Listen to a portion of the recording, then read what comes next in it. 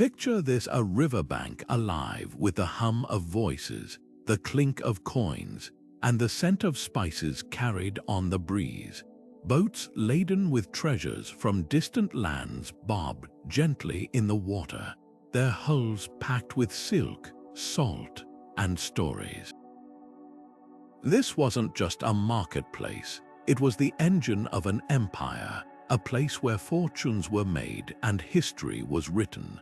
Yet today, these once thriving river markets lie silent, their names erased from memory, their grandeur buried under layers of time. How could something so vital, so central to the rise of kingdoms, simply vanish without a trace? For centuries, rivers were the lifelines of civilization, natural highways that connected worlds. Along their banks, markets sprang up like beating hearts, pulsing with trade and culture. The Nile, the Tigris, the Danube, these waters didn't just quench thirst, they fueled economies, spread ideas, and shaped the fate of nations. Merchants haggled over bolts of fine cloth, farmers bartered sacks of grain, and artisans showcased wares that would travel thousands of miles. These markets were more than places of exchange. They were melting pots where languages blended, religions crossed paths, and innovation sparked. But then something changed. The rivers kept flowing, but the markets faded, leaving behind only whispers in the wind and fragments in the earth. What happened to these lost hubs of commerce? Why did they disappear? And what clues do they hold about our own world today? This isn't just a story about trade. It's about the rise and fall of human ambition, the fragility of prosperity, and the enduring marks left by those who came before us. From the sunken docks of Mesopotamia to the forgotten wharves of medieval Europe, we're about to piece together a puzzle that stretches across continents and centuries. So come with us as we step into the shadows of history, where the echoes of bustling markets still linger. If you know where to listen, the journey begins now. Long before asphalt covered the land and trains crisscrossed continents, rivers carved the original trade routes into the earth. These winding waterways became nature's gift to commerce, acting as liquid highways that required no construction, only the courage to navigate them. Picture a time when a single river could connect mountain mines to coastal ports, or carry timber from dense forests to booming cities downstream. The genius of river trade lay in its simplicity. Gravity did most of the work. Currents carried boats laden with goods effortlessly toward their destinations, while only requiring muscle or sail power for the upstream return journey. Strategic geography dictated where these markets flourished. At the confluence of two rivers where natural crossroads formed, trading posts sprouted like mushrooms after rain. The Volga and the Oka rivers in Russia, for instance, birthed the bustling market of Nizhny Novgorod, where furs from the north met spices from the south. Near fertile plains, markets thrived on surplus grain like those along the Po River in Italy, where farmers traded wheat for Lombardy's iron tools. And at empire edges, such as the Danube's bend where Rome met the barbarian lands, markets became cultural fault lines where goods and ideas slipped across borders. What set river markets apart from their land-bound cousins was sheer efficiency. A single barge could carry the cargo of 50 mule trains without the need to feed animals or fear highwaymen. The Nile's heavy papyrus bundles, the Rhine's iron ore, the Yangtze's porcelain all moved with ease on water. Even delicate goods like glassware survived better on gentle waves than on bone-jarring cart rides. River travel also kept the wheels of commerce turning year-round.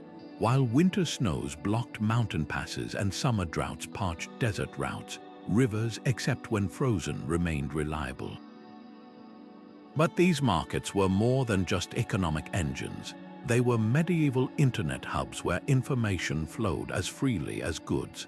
A Persian merchant in a Tigris market might share news of Mongol movements with a Venetian trader who'd carry that intelligence to the next port. Innovation spread upstream like ripples. The Chinese watermill design traveled west along rivers, revolutionizing grain processing in Europe. Even language transformed in these spaces, with pidgin dialects emerging to bridge gaps between Armenian jewelers and Frankish wool merchants. The social fabric of these hubs was equally remarkable. Unlike walled cities that barred outsiders at sundown, river markets were inherently transient spaces. A Scandinavian fur trader, an Arab spice merchant, and a local farmer might share a dockside meal, exchanging not just goods but worldviews. This constant churn of people made river markets tolerant by necessity. Too much suspicion would strangle trade. Records from the Ganges markets describe Hindu and Muslim merchants sharing warehouse space, while medieval Frankfurt's river market hosted Jewish and Christian traders in uneasy but profitable coexistence. Control over these liquid gold mines sparked both innovation and conflict. The Hanseatic League, a guild of northern European traders, built lighthouses and standardized tolls to protect their river routes. On the Mekong, Khmer kings constructed intricate canals to divert trade through their capital. But when the Mississippi's trade shifted away from Cahokia, that great mound-building culture collapsed. Rivers gave life and could just as easily take it away. The legacy of these markets lingers in unexpected ways. Modern container ships still follow ancient river trade paths. The Rhine remains Europe's busiest cargo corridor. Even the phrase, "going with the flow," originates from merchants choosing river travel over fighting against currents. These waterways didn't just move goods, they shaped human behavior, fostering a spirit of exchange that would eventually weave the world together. Their quiet currents carried more than boats, they bore the very seeds of globalization. The Nile's river markets were more than just places of trade, they were the beating heart of ancient Egypt's economy, where the rhythm of commerce matched the river's seasonal pulse. Imagine the docks of Thebes at dawn, where fishermen unloaded their catch beside merchants haggling over crates of dates and jars of honey. Papyrus scrolls, pressed and dried along the riverbanks, were bundled for export alongside gleaming gold ingots mined from Nubia. Spices like cinnamon and myrrh, hauled from distant lands via the Red Sea, changed hands under the watchful eyes of tax collectors. These markets weren't just stops along the Nile, they were the glue that held Egypt's prosperity together. What made these river hubs so vital was the Nile's predictable flooding. Each year, the waters rose, depositing rich silt that turned the land into a breadbasket. Farmers traded surplus grain for tools and luxuries, creating a cycle of abundance that attracted traders from across the Mediterranean and beyond. In Memphis, ships from Crete unloaded olive oil and pottery, while Egyptian linen, so finely woven it was called woven air, was packed for export. The river didn't just carry goods, it fueled a network of trust.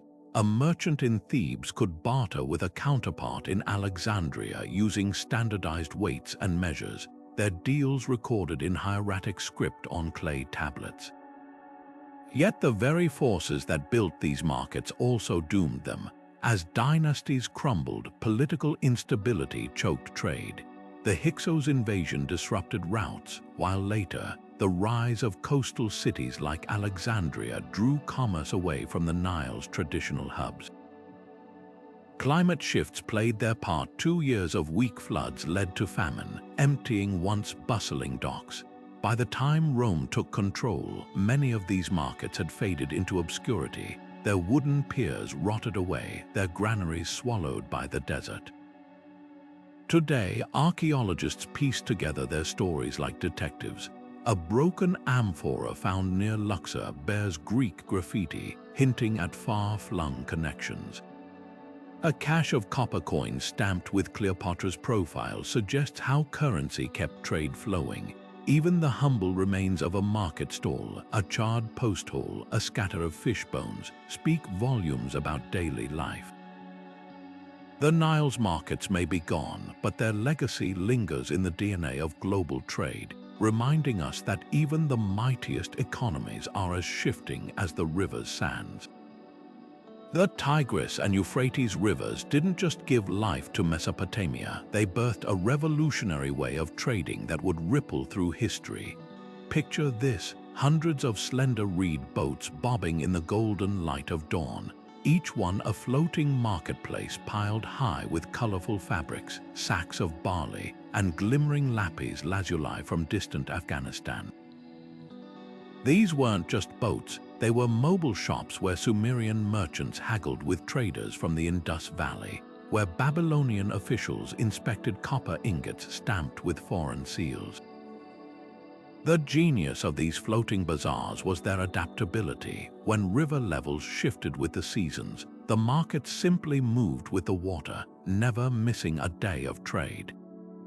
At the heart of this system were the Quafa's remarkable circular boats woven from reeds and coated with bitumen to stay watertight. Loaded with dates from palm groves upstream or tin essential for bronze making, these vessels could navigate shallow waters that would strand conventional boats.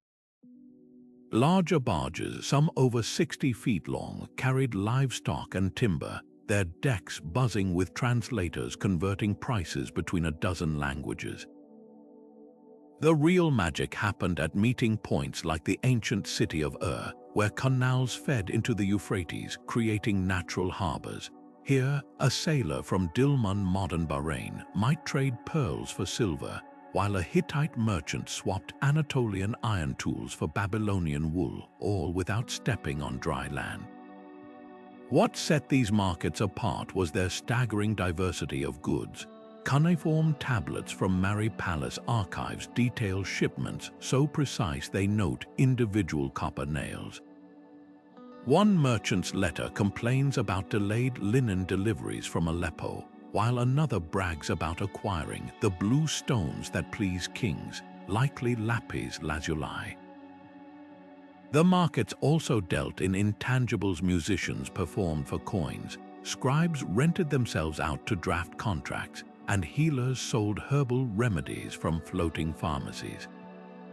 This was globalization in its infancy, with goods traveling farther than many people ever would.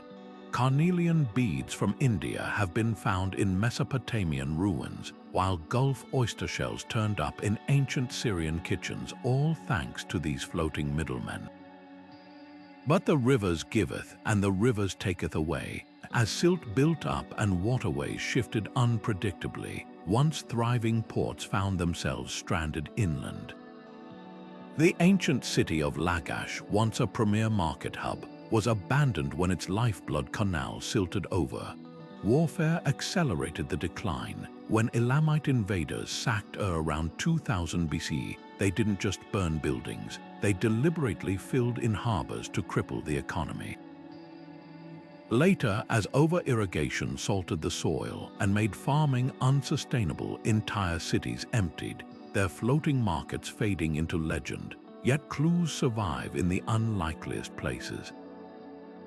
A single tablet found at Tel Leilan lists market prices during a drought, barley tripling in value as desperation set in.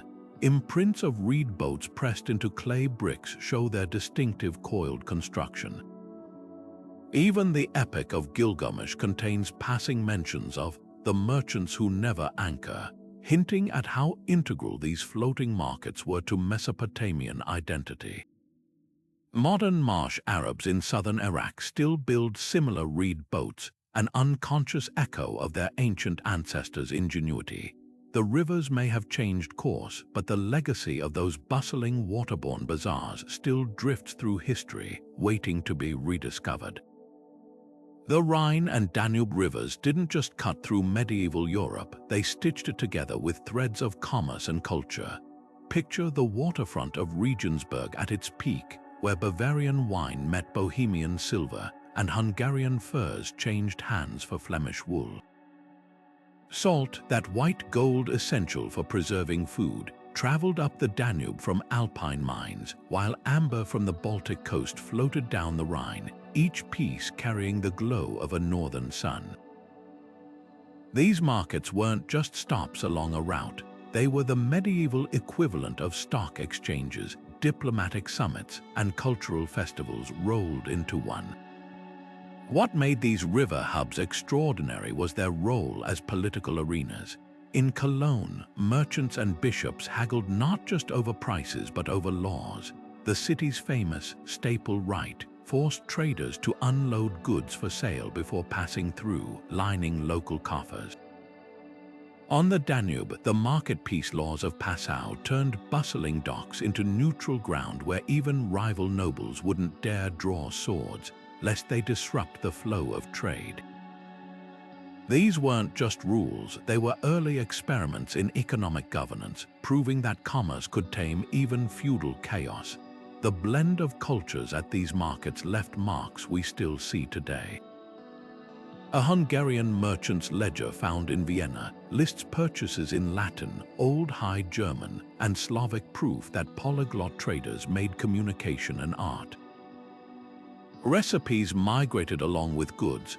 Danube towns adopted Hungarian paprika, while Rhine cooks developed a taste for Dutch herring.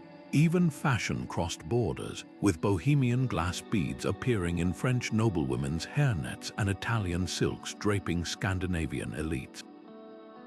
The rivers didn't just move goods, they dissolved barriers. Yet decline came not with a crash but a slow retreat. As Hanseatic League ships began bypassing river routes for open seas, towns like Mainz saw their docks grow quiet. The Black Death emptied markets overnight, with records from Linz describing piles of unsold wool rotting on abandoned barges. Wars finished what economics started when the 30 Years' War ravaged the Rhine Valley. Marauding armies burned warehouses and sank ships deliberately to block trade. By the time steam engines arrived, many of these markets had faded into provincial obscurity, their grand quays reclaimed by reeds and river mud. Traces linger for those who know where to look.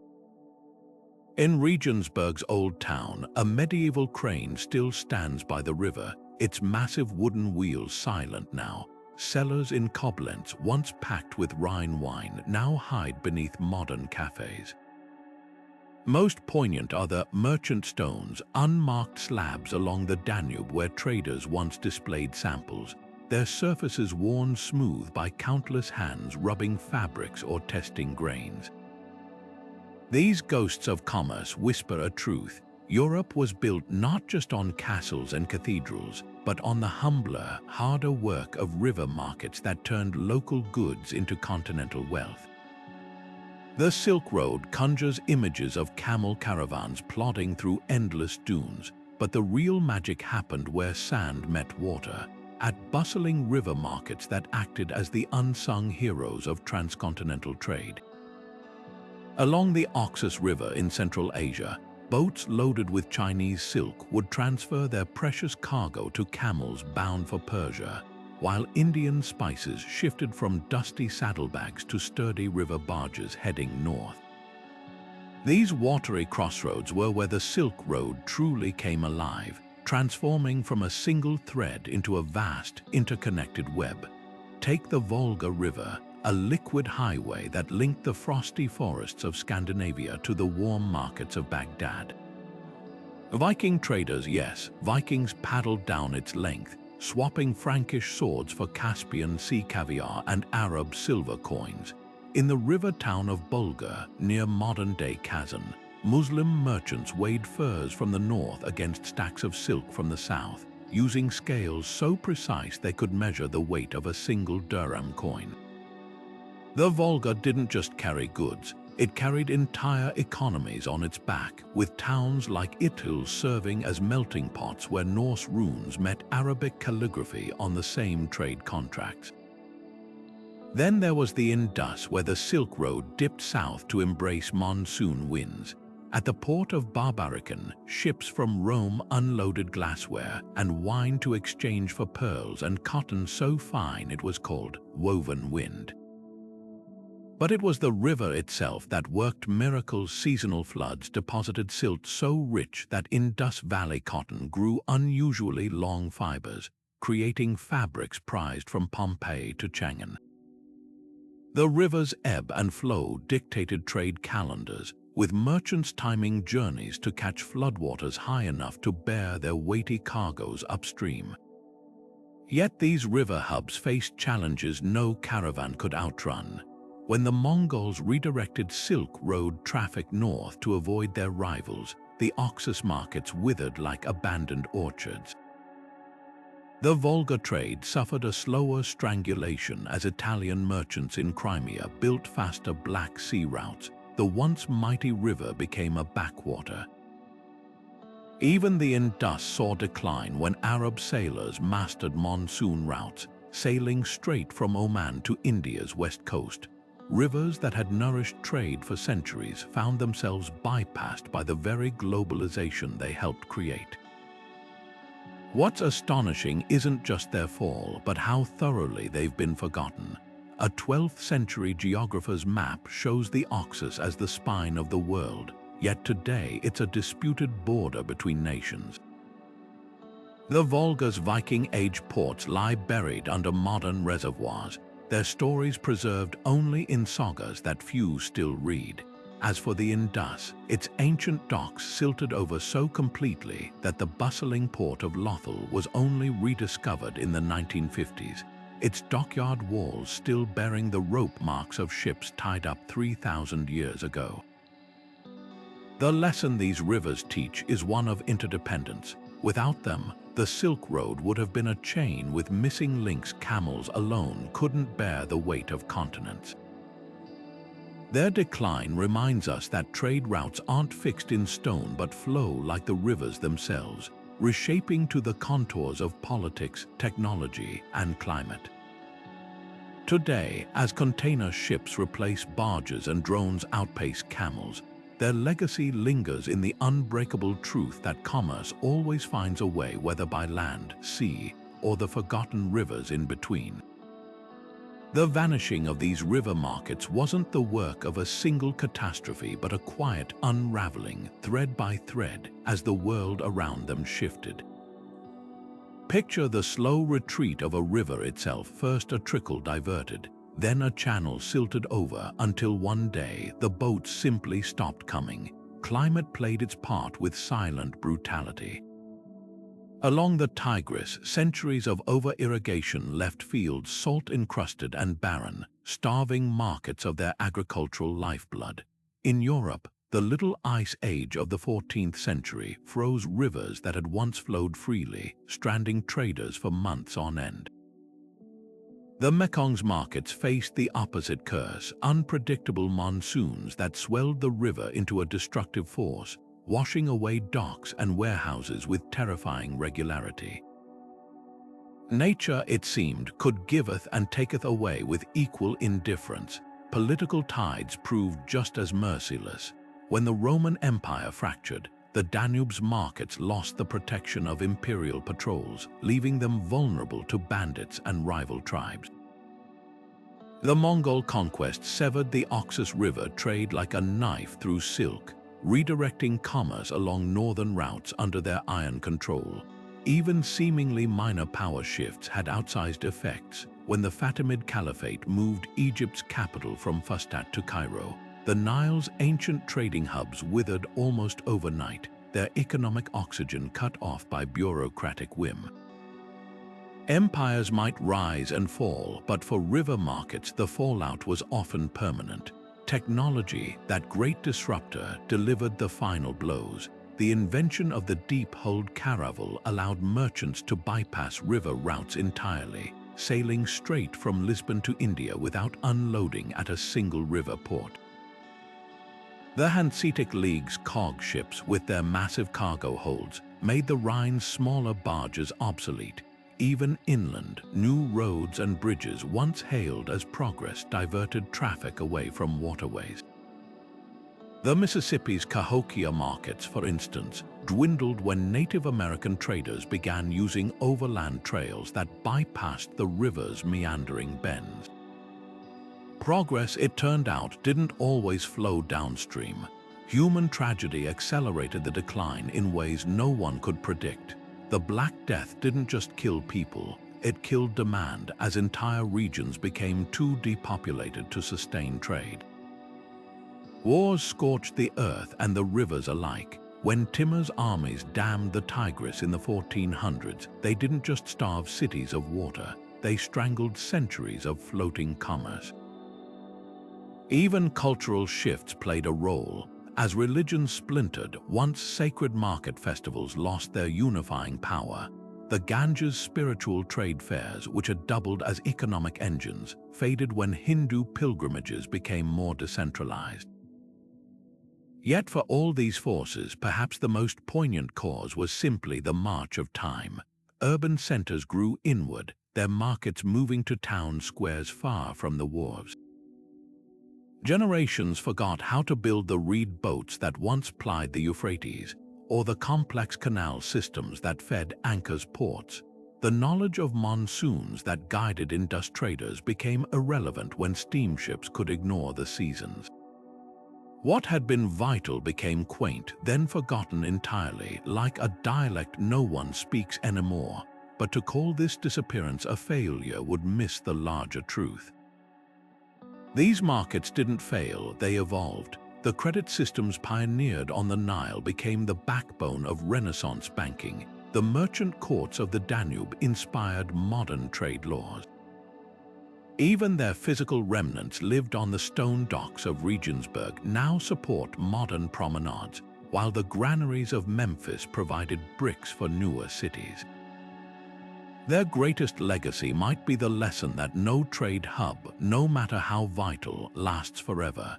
In an age of melting glaciers and rising sea levels, where coastal megacities face existential threats, the story of river markets whispers a warning: adapt or fade into history's silt. Beneath layers of silt and centuries of neglect, the ghostly outlines of these river markets whisper to us through the careful work of archaeologists. Imagine a diver's hand brushing away mud from the Rhine's bed, revealing a perfectly preserved medieval shoe, not lost by a traveler, but discarded in haste when a merchant's stall collapsed into the water during a flash flood. This single leather artifact, its stitching still visible, tells us more about daily market life than any royal chronicle. Along the Nile, the discovery of a scribe's weight, a carved stone frog used to hold down papyrus, places us at the elbow of a trader calculating taxes on imported cedar wood. These aren't just objects, they're frozen moments in time. The real detective work begins when these fragments are pieced together like a three-dimensional jigsaw. Take the sunken Viking ship found in the Volga Delta, its hull packed with Arabic silver dirhams pierced for threading onto necklaces.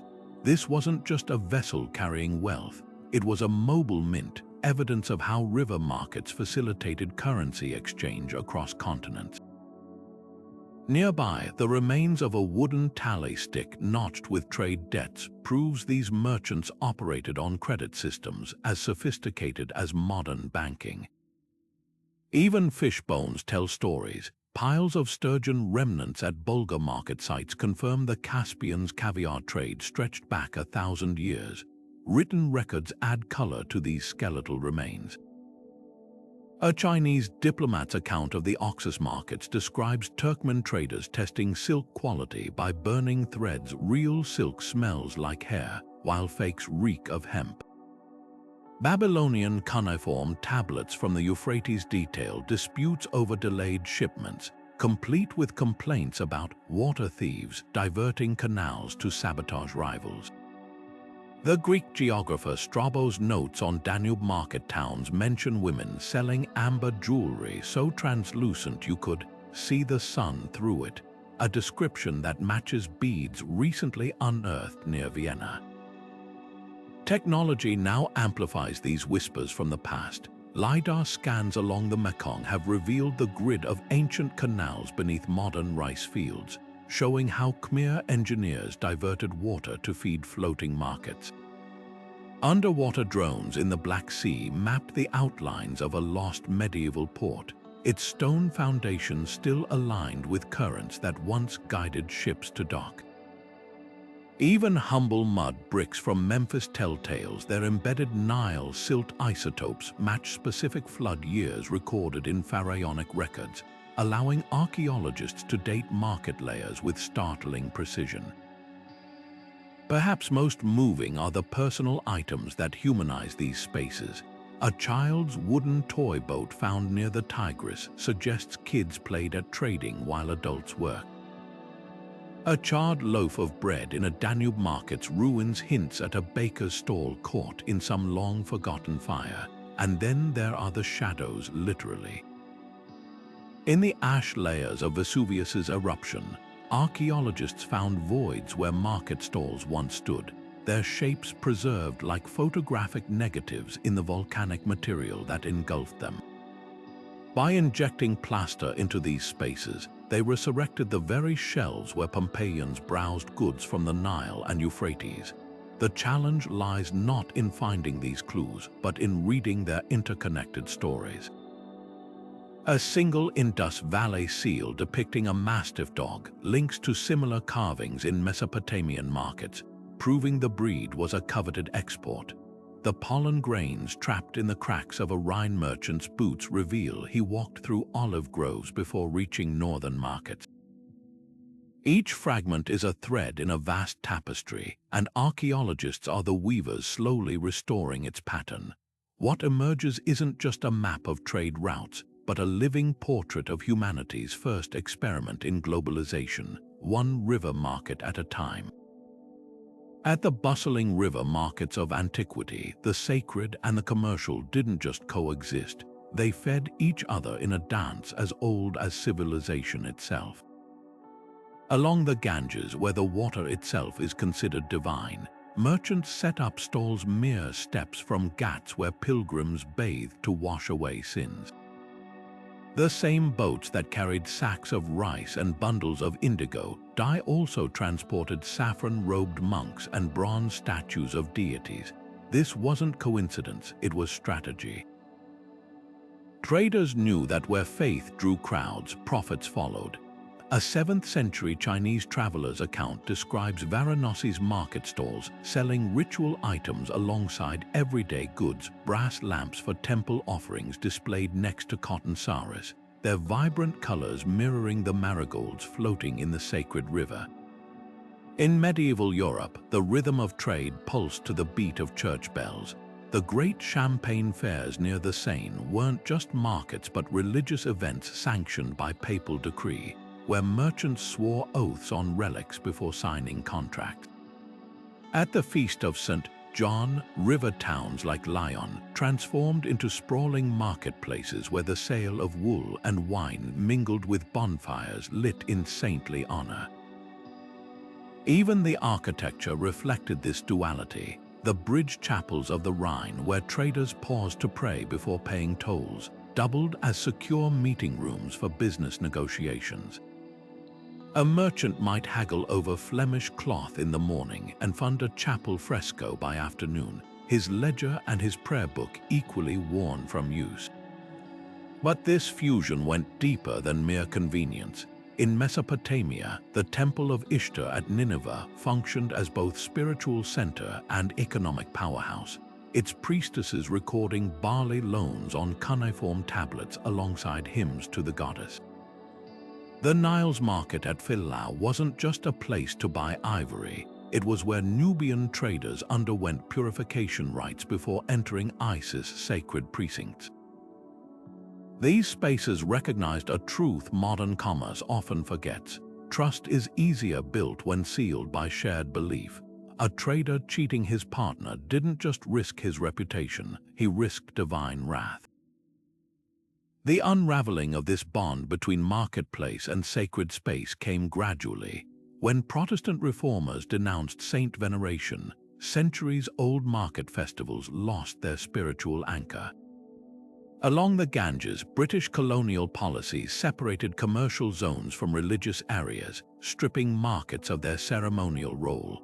The most poignant losses were unintentional. like at Angkor, where Hindu temples once thronged with merchants, but as Theravada Buddhism took root, the old market gods faded into obscurity.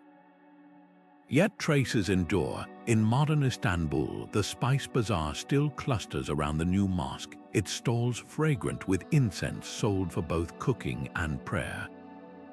Along the Niger River, Janay's Monday market unfolds before the great mud brick mosque as it has for 800 years. These living connections remind us that river markets were never just points on a trade map. They were where humanity's twin hungers for sustenance and meaning flowed together like converging currents. Beneath the clamor of haggling merchants and creaking boat docks, another history hums quietly, one woven by the hands of women who kept river markets alive.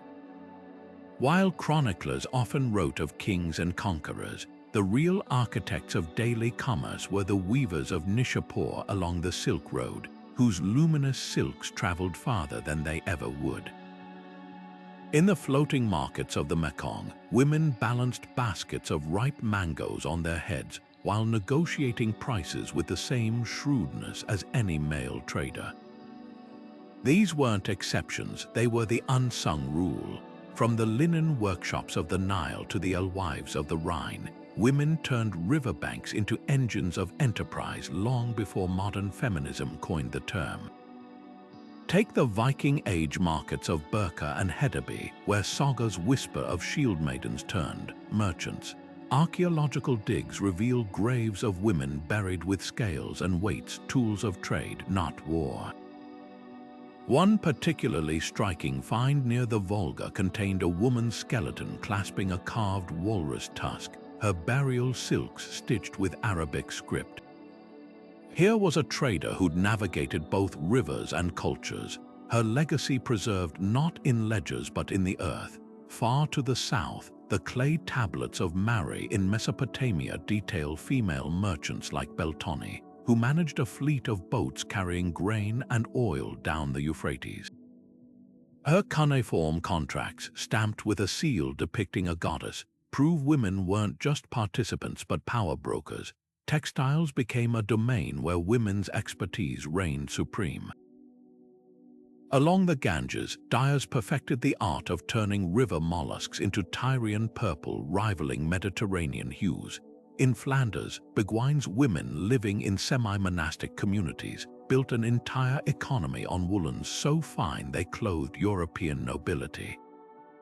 A single surviving customs record from 13th century London lists a shipment of Flemish cloth signed by one Margaret van Haren, her name squeezed between male competitors. These fabrics carried hidden signatures too, the distinctive weave patterns of West African Kent cloth traded along the Niger River, often encoded proverbs only women weavers fully understood. Food trade offered another avenue of influence. In the Danube markets, Slavic women fermented barrels of sauerkraut to sell to Germanic merchants, preserving cabbage with techniques passed mother to daughter. The Aztec Chinampa gardens of Lake Texcoco floating plots, tended mostly by women, fed not just families but entire market networks with squash, beans, and spirulina algae. Even in legal systems stacked against them, women found loopholes. A lawsuit from medieval Strasbourg reveals how Elsbeth Zerlinden circumvented guild restrictions by gifting her famous gingerbread to male vendors, who then sold it as their own for a discrete percentage. Healing arts blurred the lines between commerce and community service. Along the Tigris, Jewish women like the renowned physician Asaph the Younger compounded medicines from riverbank herbs, their recipes later surfacing in Arabic medical texts. In the Thames markets, wise women sold charms alongside cheese, their knowledge of river plants like watercress and silverweed forming an early pharmacopoeia. This duality, vendor and vital caretaker, made them indispensable. When plague struck Lyon's river quarter in 1348, it was the female herb sellers who organized quarantines, using their market networks to distribute preventative tonics. The challenge in recovering these stories lies in the gaps. Tax records might list a male head of household while omitting the wife who actually ran the textile stall.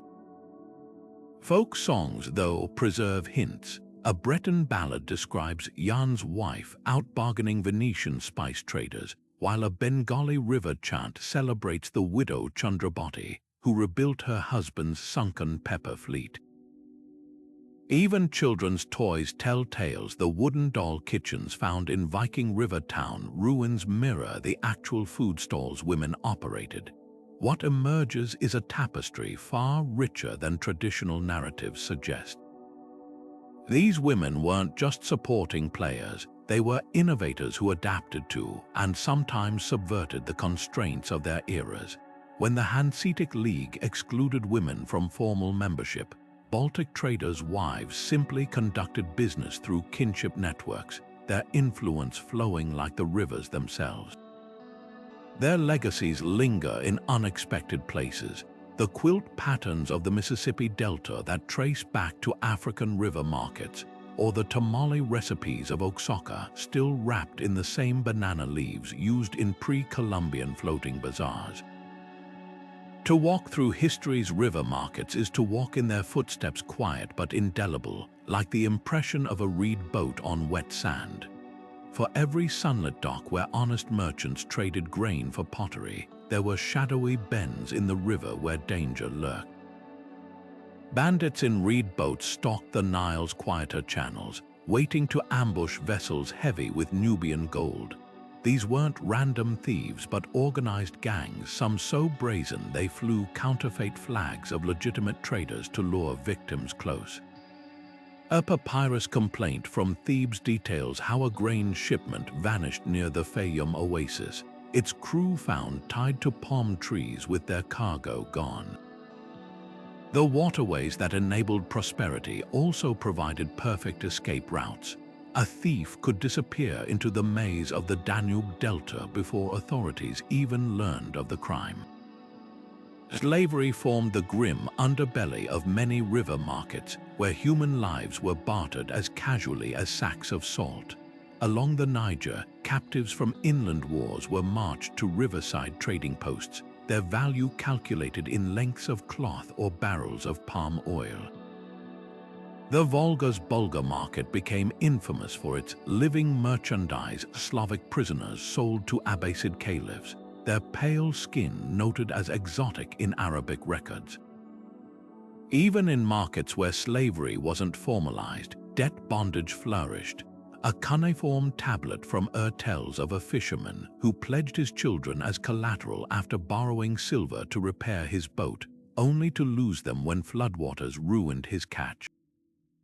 Corruption slithered through these hubs like river snakes. Tax collectors along the Rhine were known to invent imaginary tolls, bridge maintenance fees for spans that didn't exist, or docking permits scrawled on worthless parchment.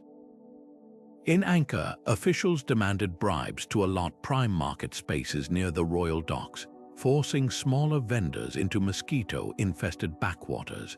The Venetian merchant Marco Polo recounted how Yangtze River inspectors would lose cargo manifests unless their palms were greased with Sichuan peppercorns, a spice so valuable it became literal currency in graft. Fraud thrived where trust was stretched thin across cultures and languages. Tigris traders mixed lead with silver ingots, coating them to pass casual inspection. Flemish wool merchants along the Seine secretly stitched inferior fabrics between premium layers, a scam only revealed when winter rains caused the dyes to bleed. The most audacious counterfeiters replicated official seals, a crime punishable by amputation in Ming Dynasty markets, where fake tea bricks stuffed with sawdust flooded the Grand Canal trade. Yet from this murky underworld emerged innovations that shaped modern commerce. Standardized weights like the bronze ducks used in medieval Paris were introduced after one too many bakers were caught pressing thumbs on scales. Merchant courts convened on the Danube shores to adjudicate disputes, their decisions enforced by the threat of trade boycotts. The Hanseatic League pioneered early insurance, pooling funds to compensate members robbed by river pirates. Even the humble bill of lading originated as a defense against theft, a detailed cargo list that made pilfering harder to disguise, the darkest chapters often hid in plain sight. Some markets doubled as smuggling hubs, like the Mekong's floating stalls that funneled forbidden spices past imperial monopolies.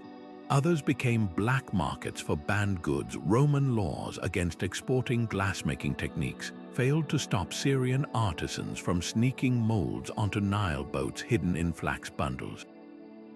Even religion wasn't immune. When the Vatican banned trade with Islamic states, Venetian merchants simply relabeled Egyptian sugar as Greek honey to fool customs. What's revealing isn't just the crimes themselves, but how communities rallied against them.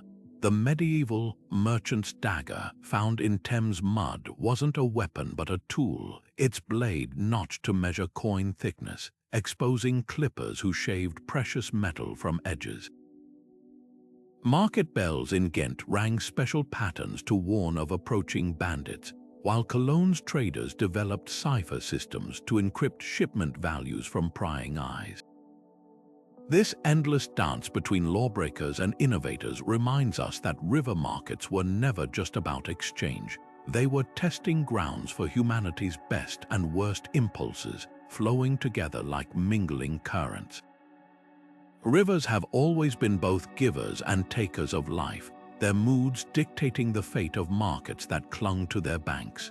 Picture the Indus Valley traders watching helplessly as their mighty river, once the backbone of a thriving civilization, abruptly changed course, leaving docks high and dry like beached whales. Entire market towns became ghostly echoes overnight, their warehouses filled with goods no boat would ever come to collect. This wasn't just bad luck, it was a pattern repeated across continents.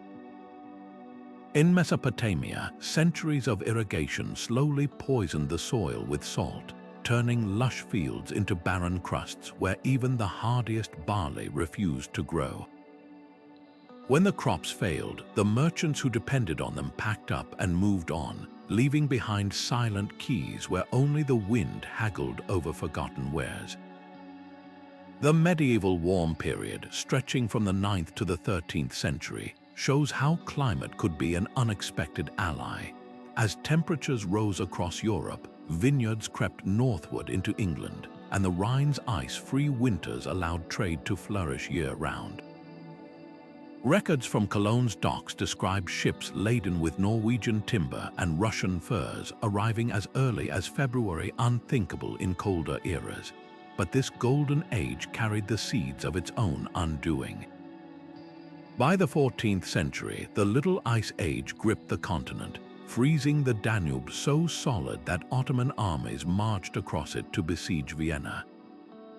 The same rivers that had been highways became icy barricades, stranding shipments of grain and sparking famines that rippled through interconnected markets. Some disasters struck with terrifying speed. In 1287, the St. Lucia's flood drowned entire Dutch trading towns, their carefully stacked wool bales swirling in the brackish water like disintegrating islands. Along the Yellow River, a single catastrophic flood in 1344 shifted its course hundreds of miles south, obliterating the Grand Canal's link between northern and southern China.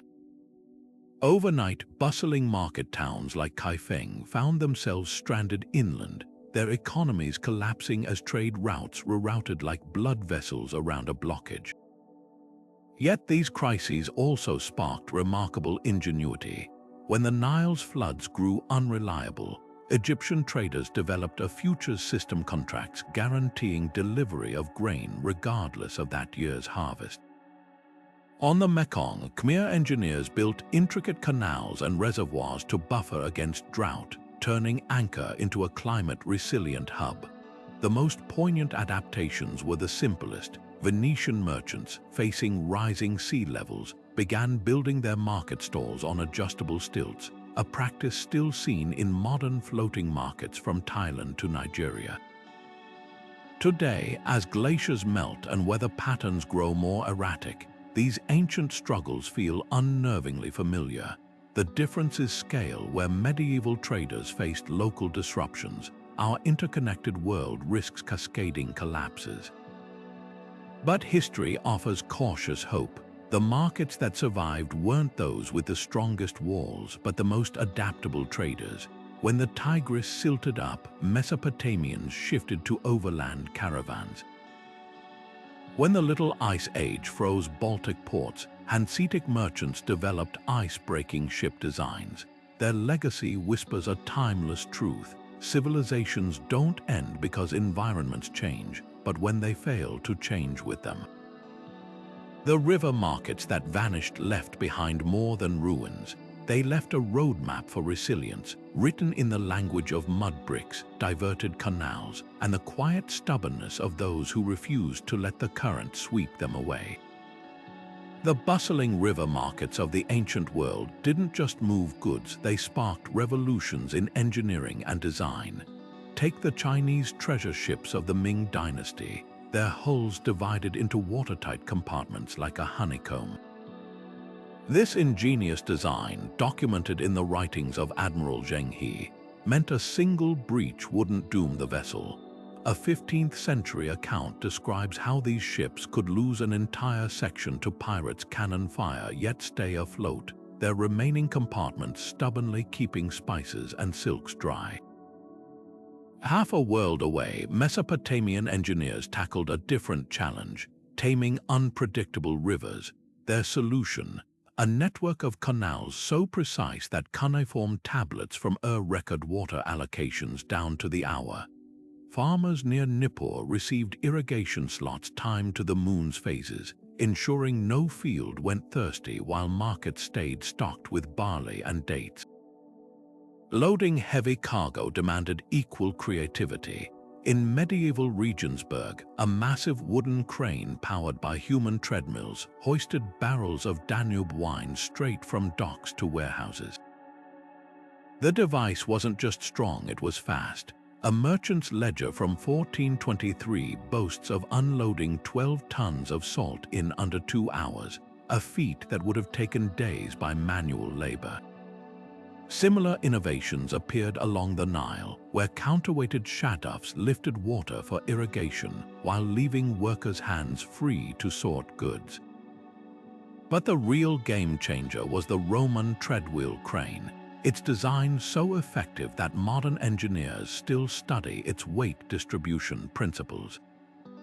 Money flowed as swiftly as the rivers themselves, prompting another leap forward: early banking systems.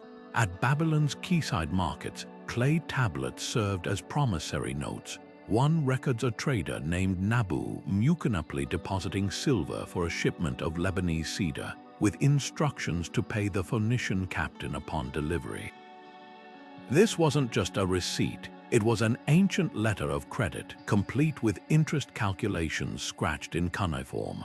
Along the Rhine, the Hanseatic League took it further, developing a proto-check system where a merchant in Bruges could withdraw funds from his account in Lübeck using a sealed parchment note. These weren't just financial tools, they were the glue holding far-flung trade networks together. Navigation birthed its own wonders. Viking traders on the Volga relied on sun compasses, discs of wood notched with precise gradations that caught shadows even through cloud cover. A 10th century example found near Novgorod still bears runic markings for solstices, proving these weren't crude tools but sophisticated instruments calibrated to specific latitudes. Meanwhile, Polynesian-style outrigger canoes appeared unexpectedly in the Niger Delta, their twin hulls providing stability for transporting fragile kola nuts. Archaeologists suspect the design traveled inland from coastal traders, adapted perfectly for riverine conditions. Yet for all their brilliance, many of these technologies vanished when the markets they served declined.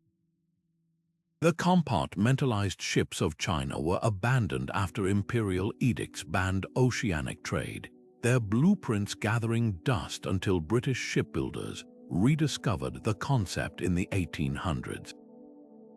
The intricate canal locks of anchor, capable of reversing water flows seasonally, became overgrown as the Khmer Empire collapsed.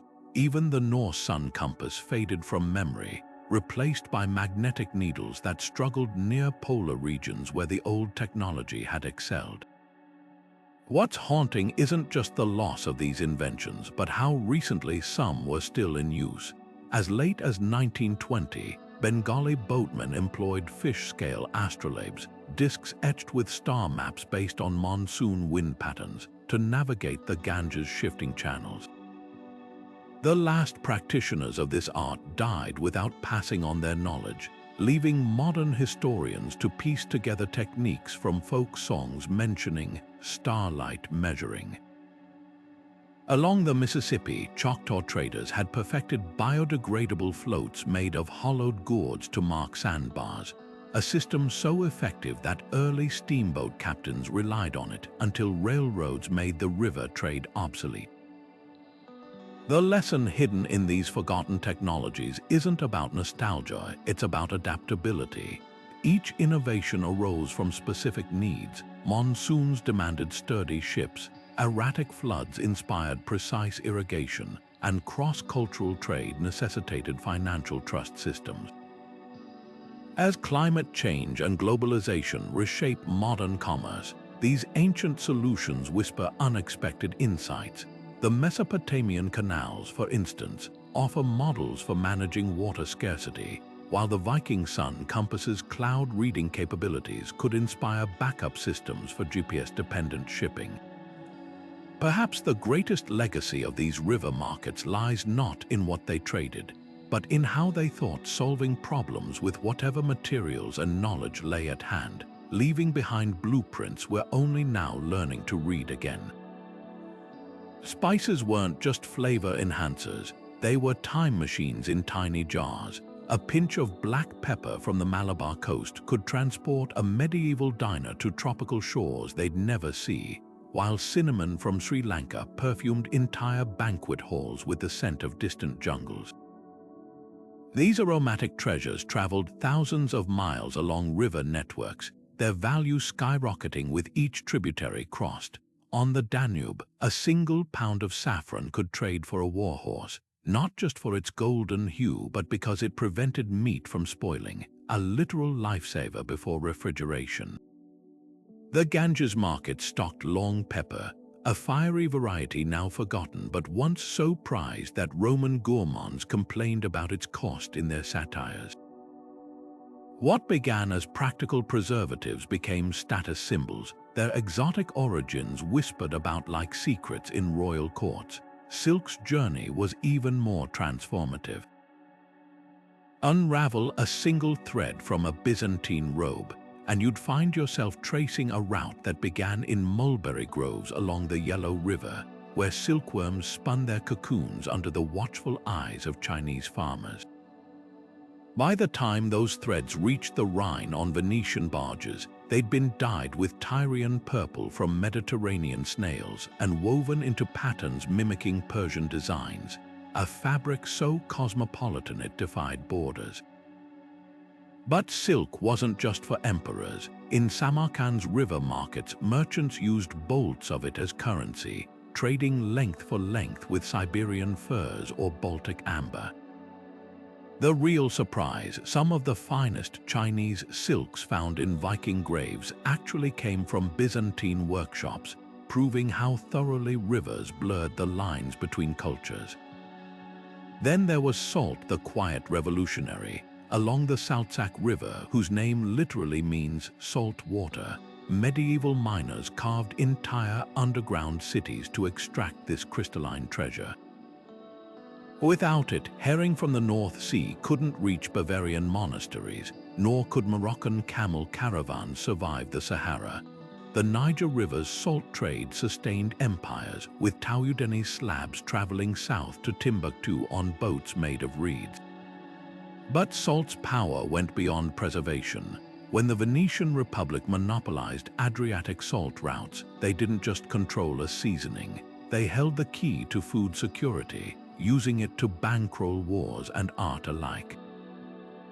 A single salt mine could fund a cathedral, a well-placed salt tax could topple kings, metals traveled rivers in more dangerous forms. The Thames became a liquid conveyor belt for Cornish tin, essential for bronze, while the Tigris carried Spanish silver that would eventually coin the peso, the world's first global currency. But it was iron from the Rhine's tributaries that truly reshaped continents. Forged into Frankish swords, it armed the knights who carved out feudal Europe. Cast into Mongol stirrups, it enabled horseback empires to gallop across steppes. The Volga's iron trade even birthed a dark innovation: shackles for the Slavic slaves bound for Baghdad's markets, their chains ironically forged from the same ore that enriched their homelands. Even humble goods carried hidden weight. The indigo vats of the Indus produced blues so vivid they became sacred in Egyptian burial shrouds. Mississippi's Cahokia traders circulated chert blades sharp enough for surgery or sacrifice.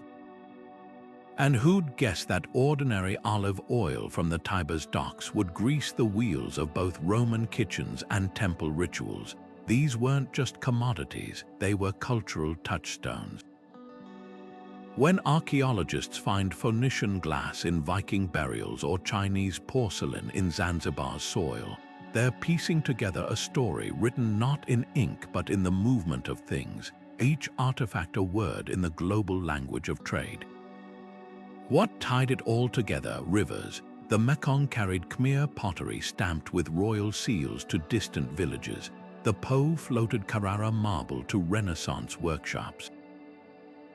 The Euphrates bore bitumen for waterproofing reed boats, the same material that, millennia later, would line the hanging gardens of Babylon.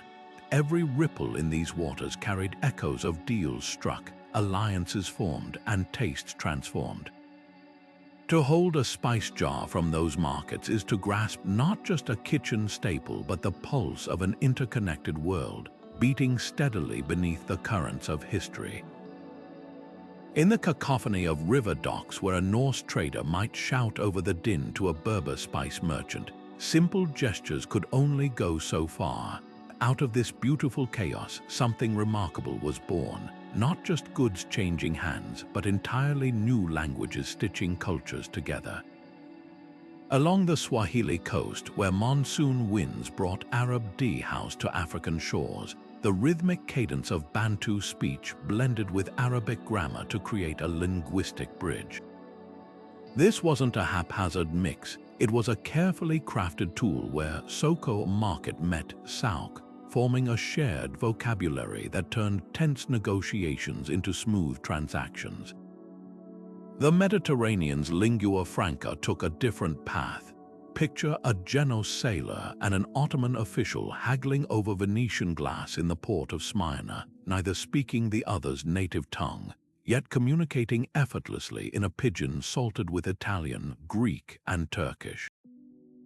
This Frankish language, as it was called, stripped grammar to its bare bones. Verbs had no tenses, plurals were ignored, and meaning hinged on context.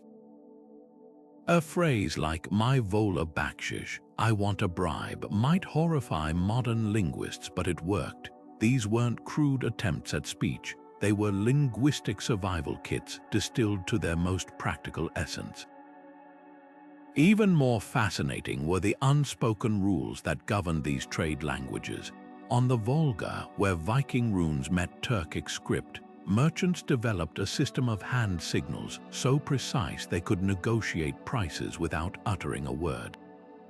Archaeologists have found carved bone tallies near Bulgar market sites, not just numerical records, but primitive emojis indicating quality. A fish symbol for fresh, a crossed-out sun for spoiled. Similarly, along the Mekong, Chinese ceramic traders used colored ribbons to denote grades of porcelain, creating a visual language that bypassed speech entirely. The true test of these languages came when they leaped beyond the docks.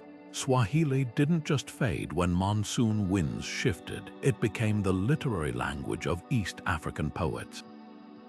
Lingua franca's remnants linger in Maltese, the only Semitic language written in Latin script. Even the Mississippi's trade jargon, a blend of French, Choctaw, and Spanish, survives in Cajun French phrases like lagniappe, a little extra, still used by Louisiana shopkeepers today. What these linguistic fossils reveal is profound. The grammar of trade was never about perfection, but utility. A Norse trader didn't need to conjugate Arabic verbs correctly to sell amber. He needed to say good price in a way his counterpart understood. In an age before phrasebooks, these languages were living things, adapting faster than any scholar could document. The most successful ones shared three traits: a simple structure, flexible vocabulary, and a willingness to borrow freely, the same principles underlying modern global English. Perhaps the most poignant legacy lies in the words we've forgotten.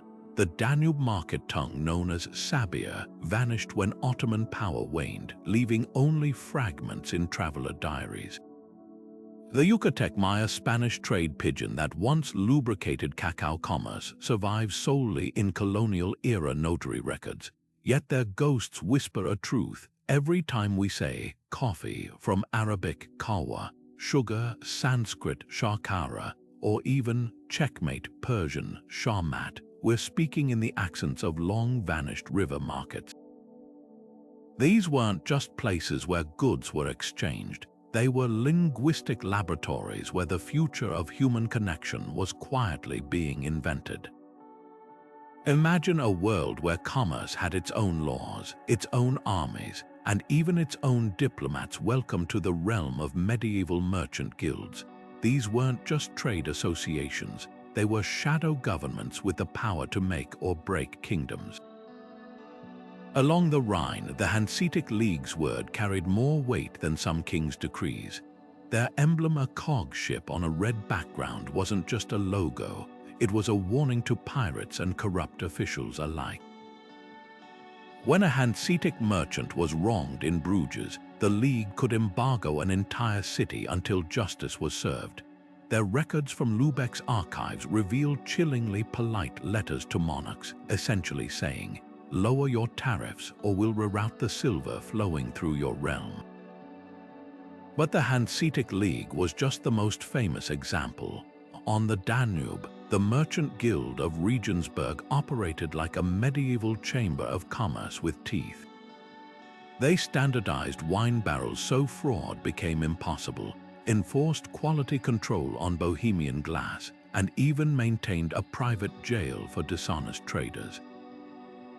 Their most ingenious creation, a floating courthouse, a barge that traveled up and down the river, settling disputes between members before they escalated into feuds. A surviving ledger from 1421 documents over 600 cases resolved this way, from stolen cargo to breached contracts. Guilds didn't just regulate, they built civilizations. The Venetian Salt Guild financed the very bridges that made their lagoon city functional, while the Silk Road Sogdian merchant collectives strung caravanserais along the Oxus like pearls on a necklace. In Novgorod, the Wax Traders Guild funded schools where sons of Slavs and Vikings learned arithmetic side by side, their textbooks scrawled on birch bark. These weren't charities, they were investments. An educated trader could spot a rigged scale faster, calculate interest accurately, and critically keep better records. Yet their greatest power lay in information. Guild halls became medieval data centers where trade secrets pooled like quicksilver. The Pepperers Guild of London, yes, that was a real thing, kept encrypted logs of monsoon patterns and pirate sightings, sharing them only with members who paid annual dues. A single page from their archives might list Malabar pepper prices alongside notes about which Persian Gulf ports were avoiding Venetian spies. This wasn't just gossip, it was early business intelligence, the kind that could mean the difference between bankruptcy and fortune. The guild's decline came not from failure but from their own success. As they grew too powerful, kings and sultans grew nervous. When the Holy Roman Emperor finally crushed the Rhine League's private armies in the 1500s, it wasn't about justice, it was about control. Central governments began co-opting guild functions, replacing merchant judges with royal magistrates, turning voluntary standards into state laws, the final insult. Crowns sanctioned monopolies that made guild members into glorified tax collectors for the very rulers they'd once outmaneuvered. What's astonishing isn't that guilds faded, but how long their legacy endured. The Bank of Amsterdam Stock Exchange grew from a fishmonger's guild meeting spot, modern insurance, direct descendant of the Hanseatic sea loan system. Even today's trade tariffs echo medieval guild negotiations, just with less threat of embargo. The real lesson lies in their flexibility. When the Rhine silted up, the Hanseatics pivoted to Baltic trade. When the Mongols disrupted the Silk Road, Sogdian guilds simply shifted to the maritime routes. Their downfall came only when they stopped adapting, proving that in commerce, as in rivers, stagnation is the only true death. A vivid tapestry from 15th century Bruges captures the scene perfectly. Boats packed shoulder to shoulder along a riverbank, their sails painted in saffron yellows and deep blues, while merchants in fur-trimmed robes gesture wildly over piles of spices. This isn't just fabric and thread, it's a frozen moment of the Rhine's heyday, woven by hands that understood commerce as theater. The artist even included tiny details modern archaeologists use as clues. The way barrels are stacked, proof of standardized sizes. The presence of women selling herbs at water's edge, confirming their role in medieval trade. And the distinct hats worn by Jewish moneylenders under a canopy, an unspoken record of who thrived where. Travelers' accounts add motion to these still images. When Ibn Battuta described the Niger River markets of Mali in the 14th century, he didn't just note goods, he captured sounds. His writings mention the rhythmic pounding of millet by riverside vendors, the sing-song calls of Tuareg salt traders comparing their slabs to white gold, and the way moonlight turned the water into a second marketplace as night deals unfolded. These weren't dry reports, they were sensory time machines, preserving the cadence of haggling and the scent of smoked fish wafting from canoes. Poets, too, turned commerce into metaphor. A Sanskrit verse from the Ganges Delta compares the river's flow to the endless cycle of buying and selling. The water departs yet never leaves, the coins change hands yet stay. In contrast, Icelandic sagas portrayed river markets as places of lurking danger. Their skalds sang of Norse traders gripping sword hilts beneath cloaks while negotiating with ruse merchants, the air thick with mistrust and mead. Even decay inspired art. A haunting Chinese scroll painting from the Ming Dynasty shows the abandoned Grand Canal markets of Kaifeng, their broken rooftops protruding from flood silt like skeletons. The artist Lai Jiadao included a poignant detail, a single child fishing in the ruins, his tiny figure underscoring how thoroughly grandeur had faded into mundanity. Music carried these memories longest. The fado songs of Lisbon still mourn the Tigris River markets lost in the 1755 earthquake, their lyrics comparing vanished spice stalls to ghosts with cinnamon breath. Along the Danube, folk ballads recount how the great Regensburg crane, once the pride of the river, creaked into obsolescence, its songs replaced by the whistle of steam trains. What makes these artistic fragments so vital is their accidental honesty. While chroniclers might exaggerate a king's wealth, the painter sketching a riverside scene had no reason to falsify the types of boats or how cargo was loaded.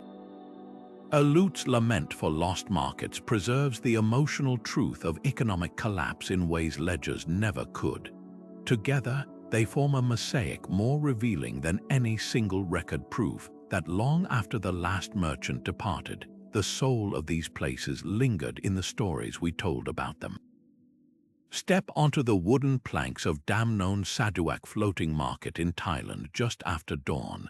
and you'll witness a scene that would feel familiar to a Mesopotamian trader 4,000 years ago.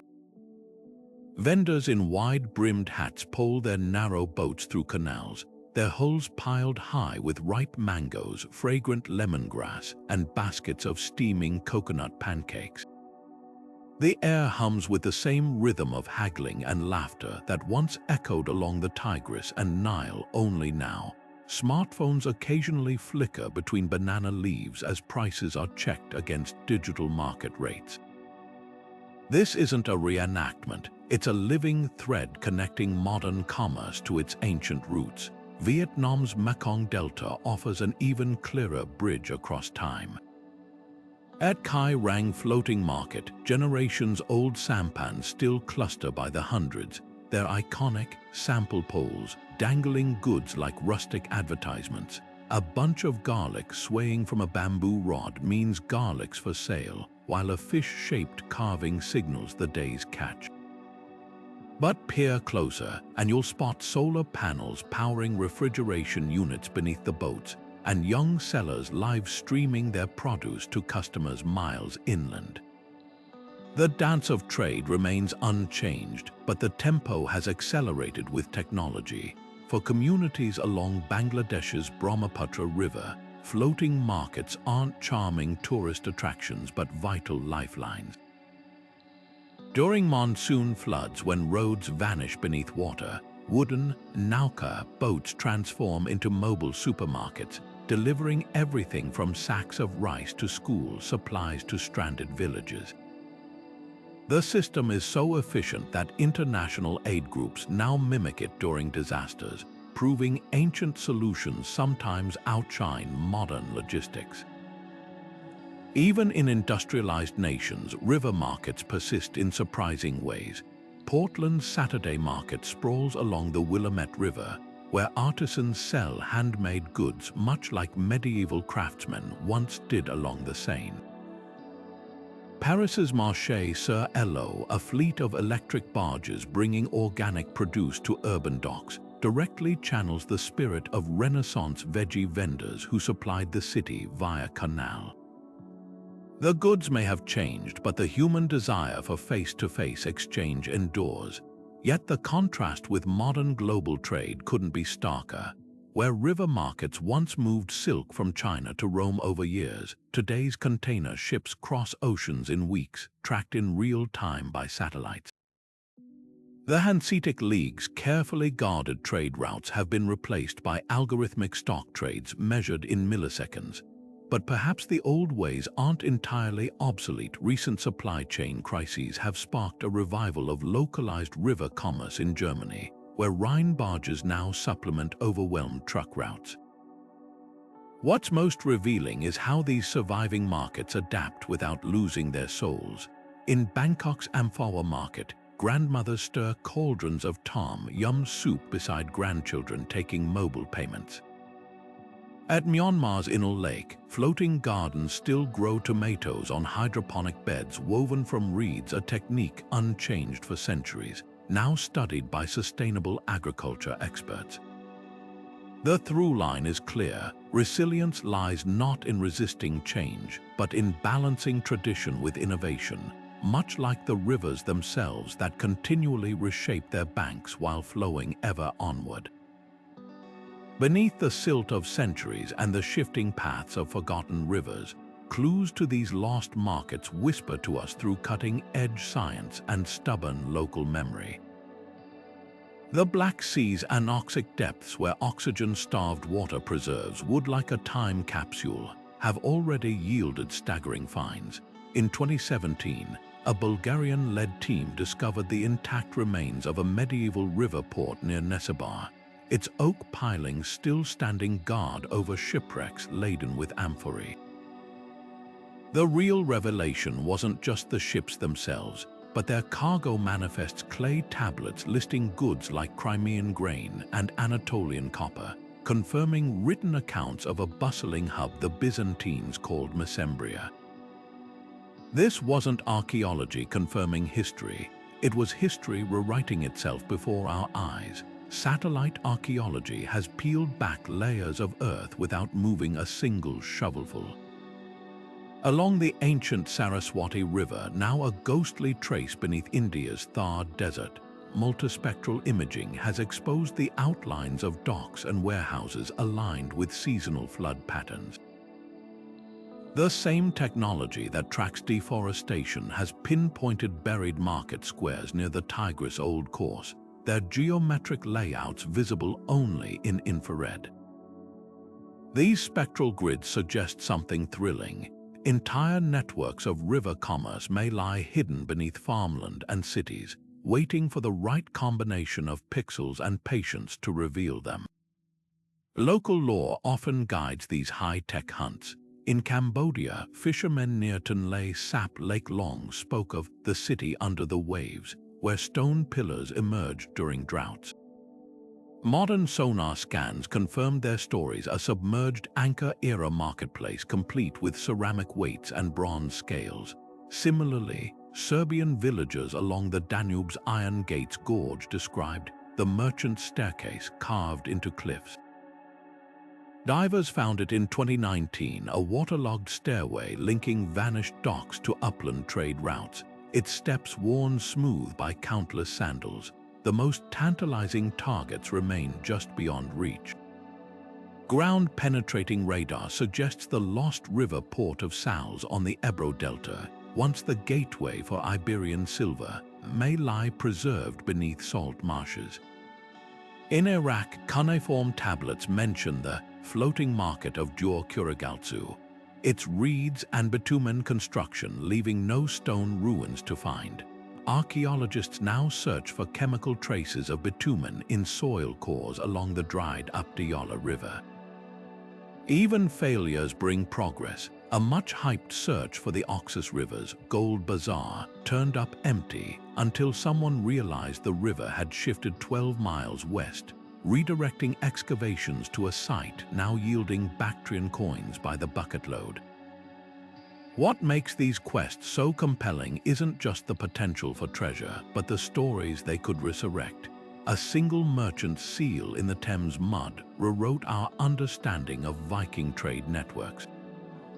A child's wooden toy boat found near the Rhine revealed how commerce flowed through generations. With every sonar ping and soil sample, we're not just mapping forgotten docks, we're piecing together the daily rhythms of lives that history books overlook. The rivers haven't given up all their secrets yet. They're simply waiting for us to ask the right questions. The bustling river markets of the past hold more than historical curiosity. They offer a blueprint for navigating today's most pressing trade challenges. Consider the Mesopotamians, who engineered intricate canal systems to buffer against drought, or the Khmer merchants whose floating markets adjusted to monsoon floods with amphibious ingenuity. These weren't just survival tactics, they were masterclasses in sustainability. Fast forward to modern ports choked by supply chain snarls, and the parallels become impossible to ignore. When a single grounded container ship can paralyze global commerce, the decentralized resilience of river markets starts to look less like ancient history and more like a strategic playbook. Localization, once dismissed as inefficient, is experiencing a quiet renaissance, and history's waterways are full of precedents. The medieval Rhine towns thrived by sourcing goods within a few hundred miles, creating webs of interdependence that could flex when one link faltered. Contrast this with today's razor-thin, just-in-time logistics, where a factory closure in Malaysia can idle car plants in Germany. Some forward-thinking companies are already course-correcting. Dutch flower auctions now use electric barges to move tulips from local growers to airports, slashing emissions while echoing the short-haul networks of their trading ancestors. Even consumers are reviving old patterns, with farm-to-table movements mirroring the Nile's delta markets where farmers sold directly to bakers and brewers. River transport itself is staging an unlikely comeback. On the Yangtze, China has revived traditional junk boats retrofitted with solar panels to shuttle goods between megacities, cutting road congestion by 30%. In Louisiana, engineers are studying Choctaw cane raft designs to improve modern barge stability during floods. The lesson: sometimes the most cutting-edge solutions are hidden in plain sight, preserved in the annals of abandoned practices.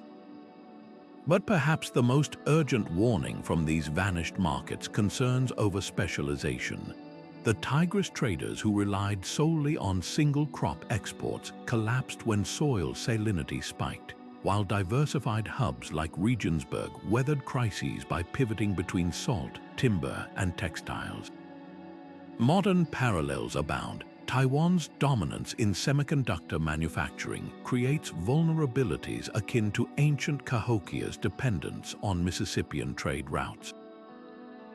The antidote lies in the Hanseatic League's playbook, cultivating multiple partners and transport options to spread risk. Climate change adds brutal urgency to these lessons. Venice's Aqua Alta floods, eerily reminiscent of the deluges that drowned medieval river ports, have spurred plans for adjustable market platforms inspired by Khmer designs.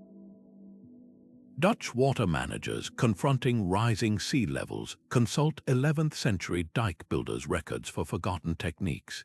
Even the humble shaduf, a Nile irrigation tool, is being reimagined as a low-tech solution for drought-stricken farms in Spain and California. The true legacy of these markets isn't in their ruins, but in their mindset. They treated adaptability not as an emergency measure, but as a cultural reflex, building flexibility into everything from boat designs to contract terms. As we face our own era of disruption, their example whispers a counterintuitive truth. Progress doesn't always mean inventing anew. Sometimes it means remembering what once worked and having the wisdom to revive it. Every broken pot, every rusted coin, every waterlogged timber pulled from river mud carries a story waiting to be deciphered. Archaeology isn't just about uncovering artifacts, it's about resurrecting entire worlds from fragments. Take the humble mustard seed. In a London dig along the Thames, scientists found traces of Indian mustard in a 7th century market layer. At first glance, it seemed insignificant until DNA analysis revealed these seeds matched varieties grown exclusively in the Ganges Delta. Suddenly, a single spice particle rewrote our understanding of early medieval trade, proving connections between Europe and South Asia centuries before Marco Polo's birth. The real magic happens when multiple discoveries collide. When African cowrie shells surfaced in a Viking Age market near the Volga, archaeologists initially assumed they'd arrived via overland routes. Then came the game changer, microscopic analysis of the shells where patterns showed abrasion consistent with river pebbles, not desert sand. Cross-referenced with climate data, the evidence pointed to a forgotten Nile-Volga trade circuit, a watery silk road that funneled African goods northward via interconnected rivers. These weren't random exchanges, they were carefully orchestrated networks stretching further than written records ever hinted. Technology has turned even the most mundane finds into historical revelations. Consider the case of a cracked amphora dredged from the Rhone River. Traditional methods might have classified it as just another Roman wine jar, but residue analysis told a richer tale: traces of fermented fish sauce from Hispania, peppercorns from Malabar, and a wax sealant derived from North African beeswax. This single container became a time capsule of globalization, its contents mapping trade routes like liquid fingerprints. Similarly, isotope studies of lead weights found in Danube markets trace their ore origins to British mines, exposing a cross-continental trade in measurement standards. Some of the most poignant discoveries come from what wasn't traded. In the ruins of a Tigris River market, archaeologists unearthed a sealed storeroom filled with Babylonian textiles, unusually fine yet never sold. Cuneiform tablets nearby spoke of an embargo imposed during a political spat with Assyria. Here was physical proof of how trade wars played out 3,000 years ago, with bolts of fabric as casualties. Elsewhere, the absence of expected goods tells its own story.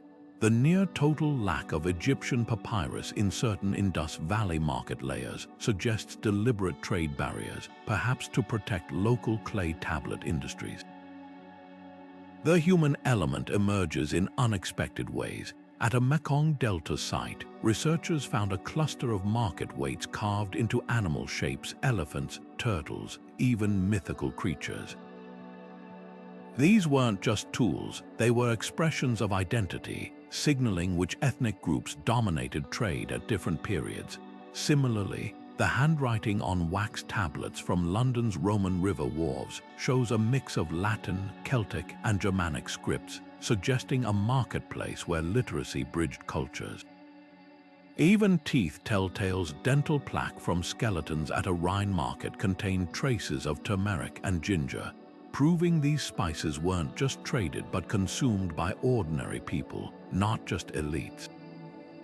What makes river market archaeology uniquely challenging is the rivers themselves. Their shifting courses bury some sites while exposing others.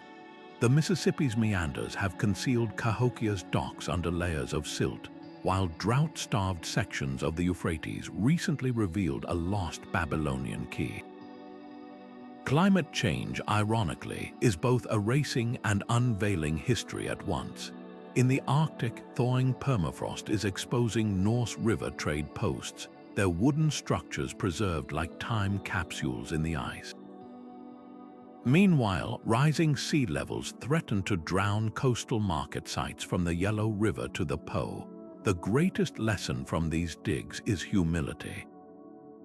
Each time we think we've mapped the limits of ancient commerce, whether in distance, diversity, or sophistication, the Earth coughs up another surprise. A Han Dynasty lacquerware box in a Thameside trash pit. A Visigoth's belt buckle made of Burmese ruby in a Loire Valley market layer.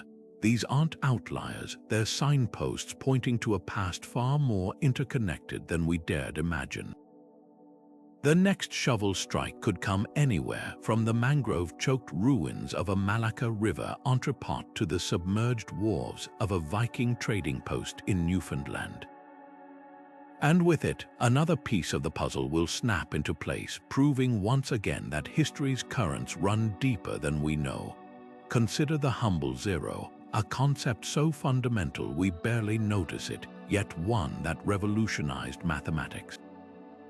This groundbreaking idea didn't spread through scholarly treatises alone. It floated down the Ganges on boats laden with spices and silks. Indian mathematicians' work on place value notation reached Baghdad scholars via the Tigris River markets, where traders haggling over saffron might also exchange palm leaf manuscripts. By the time these ideas crossed into medieval Europe, they'd been refined by Persian scholars and packaged with Arabic numerals, all because rivers carried knowledge as readily as they did cargo. Astronomy charted a similar course. Along the Nile, where precise flood predictions meant survival, Egyptian star charts traveled north to Greek ports on ships delivering papyrus. These celestial maps merged with Babylonian observations traded along the Euphrates, creating a hybrid science that would later fuel the Islamic Golden Age's observatories. The proof lies in unexpected places.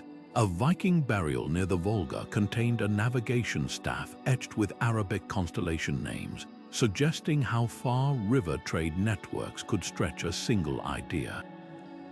Medicine's journey was even more visceral.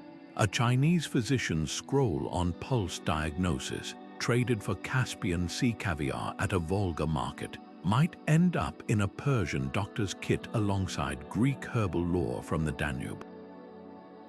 The result, a Silk Road pharmacy where acupuncture needles sat beside frankincense, and where the notion of quarantining plague victims first developed in Venetian-controlled Black Sea ports spread inland via river physicians. Modern hospitals still use wound cleaning techniques documented in these cross-pollinated texts. Religions didn't just spread along rivers, they transformed.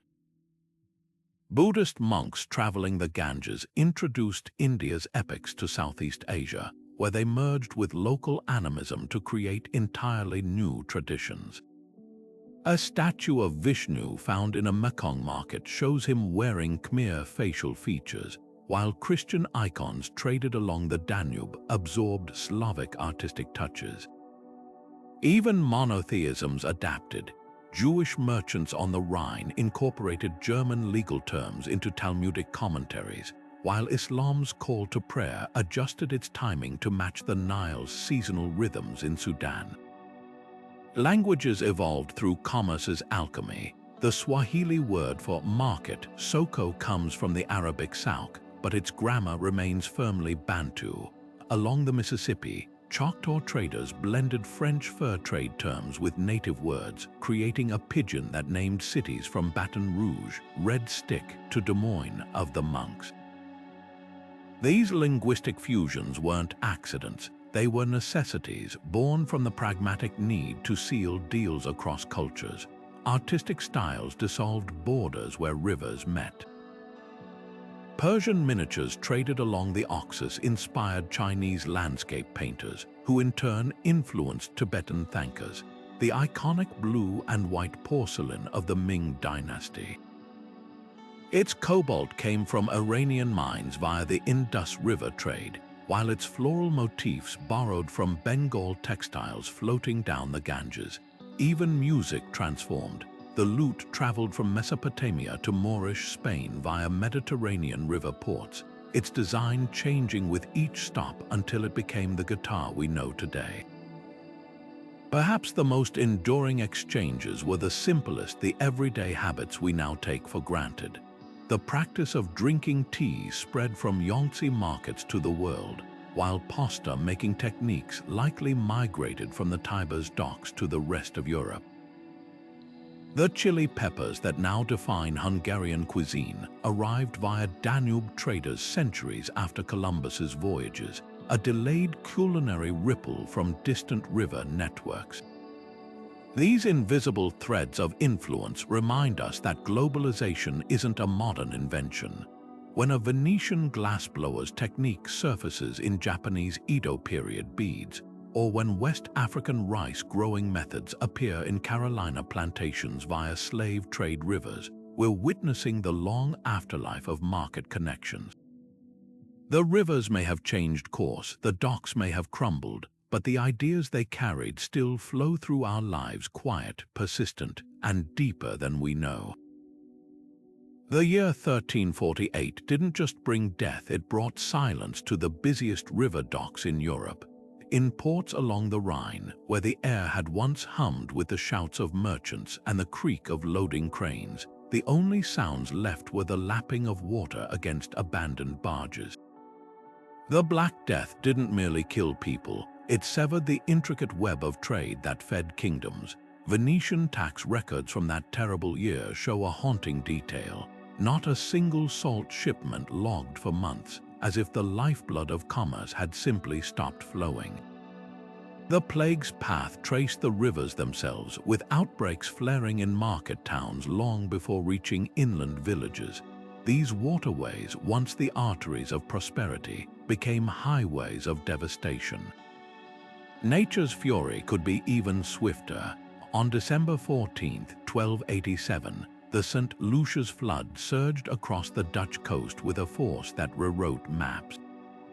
Entire trading towns, Zierikzee, Dordrecht, parts of Amsterdam, vanished beneath the waves in hours. A monk's chronicle from Utrecht describes how the floodwaters lifted ships onto rooftops, their holds still packed with Baltic grain and Norwegian timber. The disaster didn't just drown people, it erased knowledge. Generations of shipbuilders, toll collectors, and commodity brokers perished, taking their expertise with them.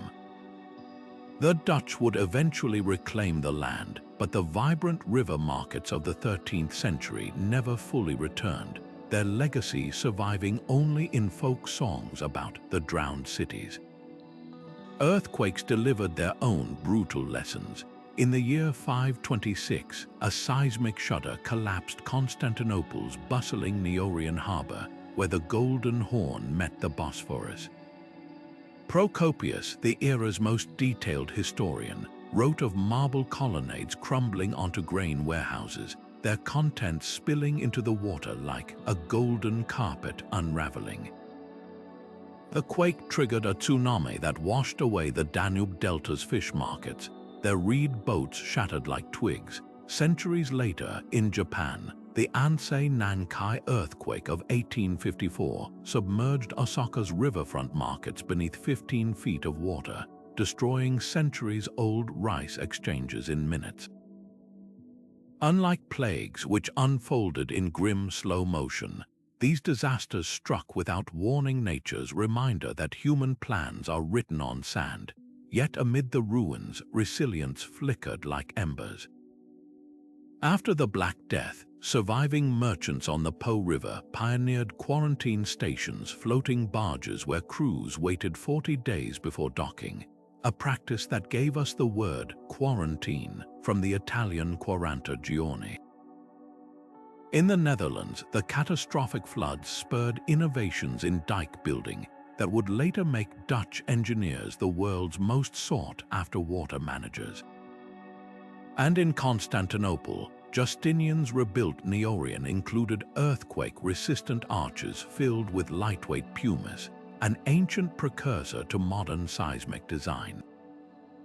The most poignant rebounds happened in the smallest places. When the Mekong's 1861 flood wiped out Cambodia's floating markets, vendors simply lashed their stalls to taller trees, creating makeshift sky bazaars until the waters receded. After the Mississippi's Great Flood of 1927 submerged Memphis's cotton exchanges, African-American blues musicians memorialized the disaster in songs that ironically spread the city's culture farther than trade ever had. These weren't just recoveries, they were reinventions, proving that commerce isn't just about goods, but about the unshakable human urge to reconnect. What these stories share isn't just tragedy, but a pattern. Disaster strikes, trade routes pivot, and life adapts, sometimes in ways no one could predict. The same rivers that carried destruction also carried seeds of renewal, their currents indifferent to human fortunes but forever shaping them. The markets may have vanished, but the lessons they left behind flow on, as relentless as the waters themselves. Along the misty banks of the Rhine, fishermen still whisper about the kobold of Korb, a mischievous spirit said to guard a sunken merchant's hoard beneath the river's bend. According to legend, this phantom appears as flickering blue lights above the water, luring greedy treasure hunters to their doom. What makes this tale so haunting isn't just its drama, but its roots in real history. In the 14th century, a wealthy salt trader's barge supposedly capsized near Korb, its cargo lost to the currents. Over time, the story morphed into supernatural lore, preserving the memory of the Rhine's salt trade long after the market itself faded. Half a world away, the Mekong Delta spins its own watery yarns. Here, elders speak of Naga fireballs, mysterious glowing orbs that rise from the river during autumn festivals. Scientists attribute them to methane gas, but local lore insists they're the breath of a mythical serpent protecting ancient Khmer market sites, now submerged beneath the water. The legend isn't just fantasy. It's a cultural bookmark, anchoring collective memory to physical places where bustling commerce once thrived. When Cambodian children toss offerings of sticky rice into the river during the festival, they're unknowingly reenacting rituals their ancestors performed to bless trading voyages. Some myths serve as cautionary tales wrapped in golden allure.